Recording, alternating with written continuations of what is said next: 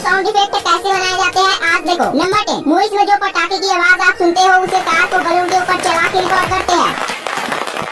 Number 9, फिल्मों में जो हड्डियां टूटने की आवाज आती है वो असल में सब्जी तोड़ने की आवाज होती है। नंबर 1, वही घोड़े के दौड़ने की आवाज को इस तरह नालियों से रिकॉर्ड किया जाता है। नंबर 7, मूवीज में बारिश की आवाज भी नकली होती है, उसे नमक या शक्कर को गिरा के रिकॉर्ड करते हैं। नंबर 6, फाइट सीन के ये साउंड इफेक्ट असल में कच्चे मांस को मार कर बनाते हैं। नंबर 5, फिल्मों में जब थप्पड़ मारते हैं तो वो चप्पल को पीटने की आवाज होती है। नंबर 4, मूवीज में जो लेजर की आवाज सुनाई देती है उन्हें ऐसे रिकॉर्ड किया जाता है। नंबर 3, एयरक्राफ्ट के उड़ने की आवाज को इस तरह कार्डबोर्ड और टायर की मदद से निकाला जाता है। नंबर 2, मूवी में जब ज़ॉम्बी किसी को काटते हैं तो उस आवाज को बनाने के लिए वे टमाटर को खाते हैं।